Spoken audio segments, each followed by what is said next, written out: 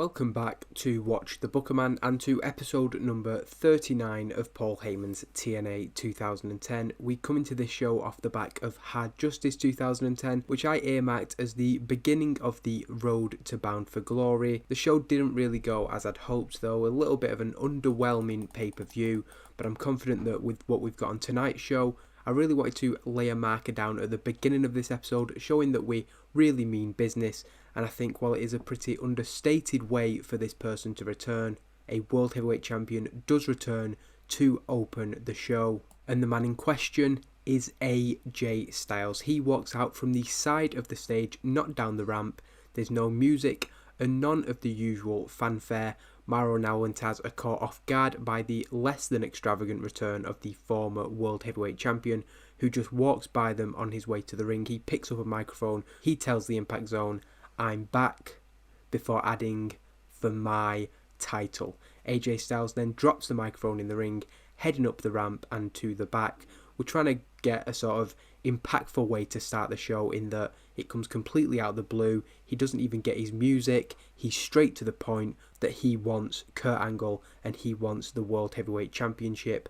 And a 78 rating is a good way to start the show, and the commentators are sort of caught off guard by this. Before they can even discuss what went down at Hard Justice, there's so much to talk about from that pay-per-view, but it's going to have to be put on hold because AJ Styles has just gone through the curtain. We've got cameras back there to see the immediate reaction to that, and already Styles has been confronted by Samoa Joe.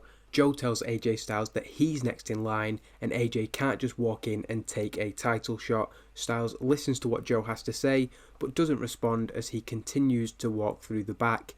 He is then greeted by his boss Paul Heyman, who extends his hand, only for Desmond Wolfe to quickly come between the two. He's also not happy, sharing a similar opinion to Joe and asking AJ Styles how he enjoyed his vacation, and reminded him that while he's been off playing happy families at home, Wolfe has been putting the hard work in. Wolfe then tells Heyman that if AJ Styles wants a shot at the title, he'll get it over Desmond's dead body. Styles still has nothing to say, he's keeping completely stum. Even when Jeremy Borash tries to get a word with him, we see that the former World Heavyweight Champion is not in a talkative mood. It's another decent segment, not as good as AJ Styles' promo, but the other guys in it, other than AJ Styles, all doing well while improvising, as we then move into the opening match of the night, and it is the rematch between the British Invasion and Wrestling's Greatest Tag Team. And while it does go a little bit longer, a more competitive match. Magnus and Williams were very much there just to make Benjamin and Haas look good in the first match. In this one we do get more of a back and forth, but still Wrestling's Greatest Tag Team are a level above, and Charlie Haas pins Douglas Williams with a German suplex. I think last time Benjamin pinned Magnus, so pretty decisive. Shelton Benjamin head and shoulders above everybody else in terms of the ratings with a 77. Williams and Haas are at a very similar level. I could see them having a decent singles match actually, and the less experienced Magnus unsurprisingly behind, but it's a good match to open the show, and we just wanted to further establish that Wrestling's Greatest Tag Team are in the company. They weren't on the pay-per-view, so I thought they should be in the first match after the pay-per-view and showing they're very much in consideration for the big matches on the road to Bound for Glory. And following their victory, Haas and Benjamin are joined in the ring by SoCal Val. She asks for their opinion on what went down on Sunday at Hard Justice between Beer Money and the Motor City Machine Guns, Alex Shelley and Chris Sabin becoming the new champions, and Haas and Benjamin put this over, saying what a great team Sabin and Shelley are, and in fact they're one of the teams that they earmarked as potential dream opponents when they came to TNA. With the World Tag Team titles now added into the mix, they want to make that match happen. It's not the best segment, Haas not doing a great job, but Shelton Benjamin improvising well. They're now into the Tag Team Championship storyline because they've said that they want that match with Motor City Machine Guns. Not only that, it's one of the reasons they came to TNA. On the flip side of this, we return from the break and see that Beer Money have immediately stormed into the office of Paul Heyman. They're not happy about what happened at Hard Justice, and they're even more fired up now that they've seen Benjamin and Haas staking their claim. Rude says that they know what the plan is. They're a little bit suspicious of Paul Heyman, with Storm saying that he might want to make his little dream match, but they've got their rematch before anything like that can happen.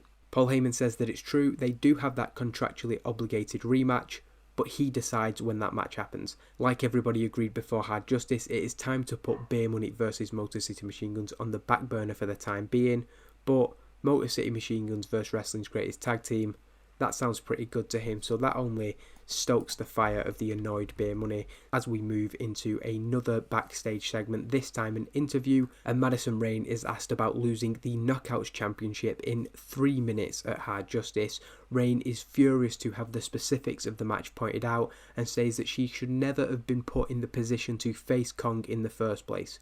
Lauren Brooke then follows up with a question about the Earl Hebner controversy, which Madison claims has already been blown out of all proportion. Brooke wonders when Madison Rayne will take her rematch if she feels so strongly that she was robbed, but the former champion looks like the last thing she wants is to return to the ring with Awesome Kong.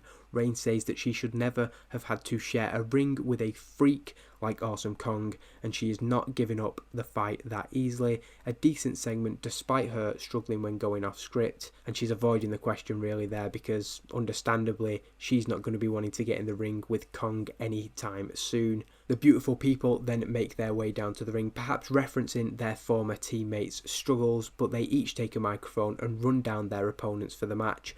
Not only do they blame DNR, Daphne and Roxy for getting them caught in the crossfires last week during that segment involving the New Age, but they also slag them off basically for embarrassing themselves at Hard Justice with their performance. Angelina says that the New Age were there for the taking, but Daphne and Roxy couldn't get the job done. Velvet does say though that it's just as well because those titles will look so much better around the waists of the beautiful people. We then get a match between DNR and the beautiful people, a rematch from a previous week's episode of Explosion. We don't really get anywhere with this match as because of the pre-match promo, the New Age come out and send a message to the beautiful people. Velvet looks in control of the match actually, but the two women run down and this causes a DQ when they jump Velvet. An average match overall, but it's more about the post-match segment. Having taken down Velvet Sky and laid into DNR, Alyssa Flash and Mischief are joined in the ring by the New Age leader Jimmy Jacobs. Angelina Love, who was smart enough I suppose to get out of there, helps Velvet Sky back to her feet, but they're not going back for more. They might want their revenge, but they realise that they're probably not in the best position to take it right now. As Jimmy Jacobs begins to speak, however, Tara cuts him off, saying that nobody wants to hear his empty promises anymore. He's talking about this project, but nothing has come of it. It's just Jimmy Jacobs, Alyssa Flash and Mischief boring everybody to tears week after week. Tara is out here not to talk, but to fight. She tells the New Age to sling it because she wants Jazz and she wants her right now. Tara perhaps foolishly turns to face the entrance, expecting Jazz to come out, but she is taken down instead by Flash and Mischief from behind. On the orders of Jimmy Jacobs, they leave her laying in the ring.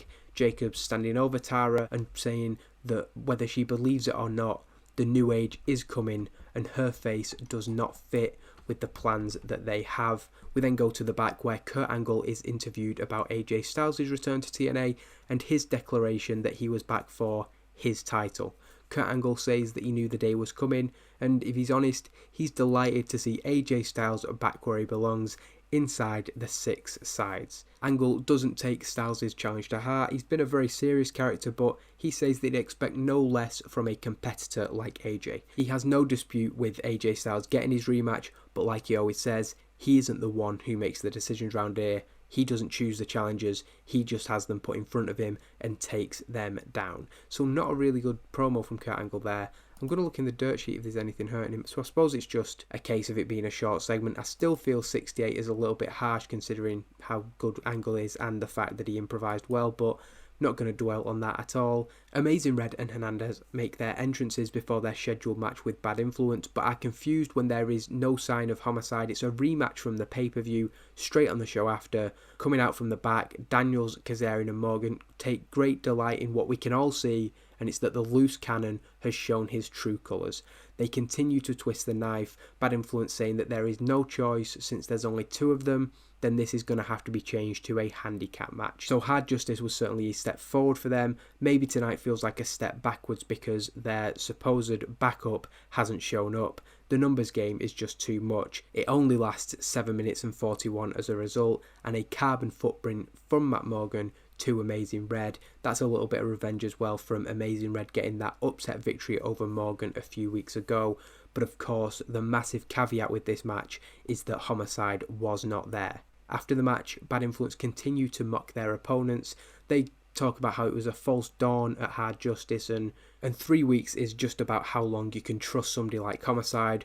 But we then see on the big screen that Homicide has been found in the back. He's been attacked and tied to a chair. He is barely conscious as Sarita calls for help. Like everybody else, the commentators now have an explanation for why Homicide wasn't in the match. It wasn't a case of him not showing up, but Taz does point out that winning a match is one thing, but these guys need to truly have each other's backs if they are going to deal with the threat of Bad Influence. Mara now agrees, but says that getting the loose cannon Homicide under control is easier said than done. That segment ends the first hour of Impact, and the idea here is that Homicide, Hernandez and Amazing Red did a great job at Hard Justice, but it's not just the in-ring stuff that you have to deal with Bad Influence, and the fact that there's still fragments between them, they're not fully back on board together, means that essentially Bad Influence have an advantage. Maro and Taz both calling there for Homicide and Hernandez and Amazing Red to make their group official so that they can have the best chance of overcoming Bad Influence. We then return to the second hour of Impact and we bring out the new World Tag Team Champions. The first thing I can see there is that it is a really poor segment. They embrace the fans as they continue to celebrate Sunday's victory. Alex Shelley and Chris Sabin then cut a promo, putting over Beer Money and the match that they had with them, but also calling out their actions from earlier tonight being bitter losers. As Motor City Machine Guns talk about their plans with the titles, Generation Me come out from the back. Nick and Matt want to be the first to congratulate Motor City Machine Guns and also to challenge them, while Sabin and Shelley take the angle approach of saying that they don't get involved in the matchmaking. They also point out that Generation Me don't exactly have the best win-loss record in the division, and if they're honest, they wouldn't expect them to be the next in line. So, not really taking a shot at them, but Generation Me will take this to heart. They kind of accept that though, and are themselves interrupted by Larry Sweeney and Kazuchika Okada. Sweeney hands his business card to Nick and Matt Jackson, and the two of them leave. Larry and Okada are then left in the ring with Motor City Machine Guns, and Larry says that while they showed what a solid team they are at the pay-per-view, after Okada's match tonight, Sweeney is going to show them what a real superstar duo looks like. So the reason it's not a great segment is because we're trying to put some of the more undercard guys in with the Motor City Machine Guns. The idea kind of to give them a rub. If anything, it's gone the other way, but I'm not too worried about that because it was just a segment to set up a few things. Nick and Matt Jackson perhaps not being quite as high up in the ranks as they think they are, the hint of a little bit of arrogance from the two young guys, and for Larry Sweeney to hype up what is happening after Okada's match with Rhino. He defeats Rhino in 6 minutes and 23. Not a great match, but this is all just about trying to get Okada up there in the ranks. Rhino wasn't happy with the result, but again, when you're getting people over, that's something you just have to accept. If Rhino decides to walk out tomorrow, it's not going to be something that I'm particularly bothered about, but it's a decent match as we set up for the probably more important segment afterwards. Larry Sweeney taking a microphone, and after putting over his client Kazuchika Okada, he turns his attention to his big announcement. Sweeney then welcomes his newest signing to the ring, much rumoured, much anticipated, Austin Creed. Creed comes down and shakes hands with Sweeney, making the partnership official, but before he can speak, Jay Lethal is out too.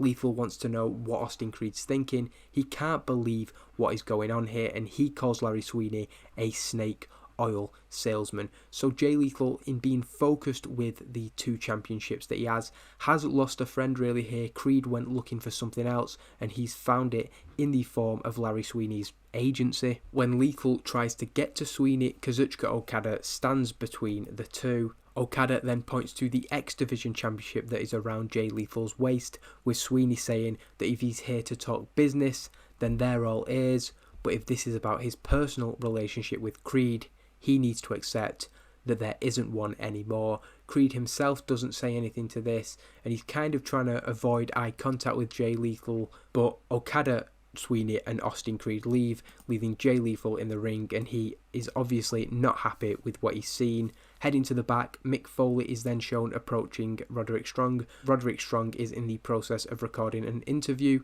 Foley tells the production crew to come back later. He needs a little bit of privacy to speak with Strong. While Strong goes to leave, he doesn't want to hear this. Foley begs him just to listen. Mick Foley tells Roddy to look around TNA and then look at himself. Everybody has their buddies and their partnerships, but he doesn't see that with Roderick Strong. Mick Foley wants to talk to Strong sincerely about the direction of his career, and we can tell from his tone here that this is him making a big play to get Roderick Strong in the new age. He reminds him of the pull that he has in this company, and he's actually heard rumours that Roddy could be on the chopping block. It's been 9 months since he joined, and he's got a so-so record, and there is a lack of direction. He tells Roderick Strong that he needs to look at the bigger picture. Joining the new age alongside a minority shareholder in the company, he'd be bulletproof. Not only that, the new age is on the brink of revolution, and he can be a part of that. The vision is laid out, and while he can't give the ins and outs, Foley promises that everything that Jimmy Jacobs has told him so far has come to pass, and he's sure that the vision will become a reality. Strong does look more open after the impassioned plea by Mick Foley, but Foley says that he'll leave it with him. He's got a couple of weeks to decide, but it is Bound for Glory season, and he'd hate to see somebody lose their job just before the biggest show of the year. So there's almost an element of threat in there as well. Foley does still have some pull in the company. Moreover, it's about trying to get him to join the new age because for whatever reason, they feel he fits in with that role. Before the fifth match of the night, the commentators do provide an update on Jazz. She was called out by Tara, but she is not in the building tonight, following her controversial victory over Tara at Hard Justice. After talks with Paul Heyman, it was agreed that it would be best if Jazz didn't appear tonight due to the emotions that are still running high following the widely criticised decision to store a weapon in her child's pram. So we're almost playing on this being a little bit of a scandal and hopefully get a bit of a buzz around this that she did something so shocking. Jazz will, however, appear on the show next week, with Mauro Ranallo confirming that Mike Tenay will travel to her family home to discuss her arrival in TNA and what drove her to take the action that she did at Hard Justice. In a bout that has decent reaction from the crowd but subpar wrestling, Sara Del Rey defeats Hamada in 7 minutes and 19 with a reverse pile driver.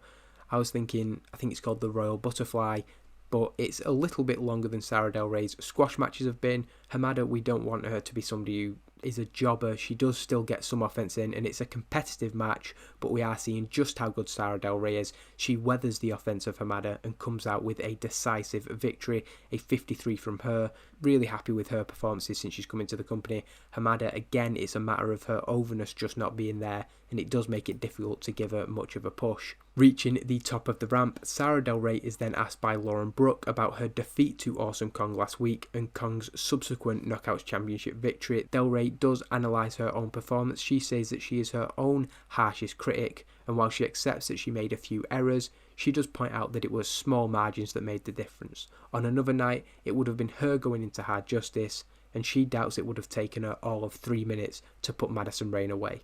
As Del Rey finishes speaking, Awesome Kong comes out from the back, holding the title over her shoulder. Awesome Kong and Sara Del Rey then go nose to nose, an indication that their issues that have been bubbling up over the last 3 to 4 weeks are far from over. Del Rey and Awesome Kong are two people who I'm probably building the division round at the moment more than anybody, so expect to see, maybe not at the next pay-per-view, but we will definitely be revisiting the rivalry between these two at some point.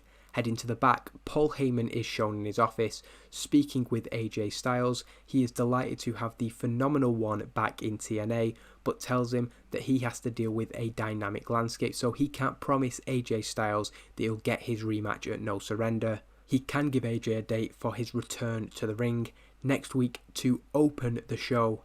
AJ Styles will go one-on-one with Paul London. Before then, he might enjoy taking a look at two of the guys who stepped up to Kurt Angle in his absence, as Brian Kendrick faces Samoa Joe in the main event. We return from the break and head straight to the back as Mr. Anderson is shown beating the crap out of Jay Lethal completely out of nowhere, but obviously a reaction to what went down at Hard Justice.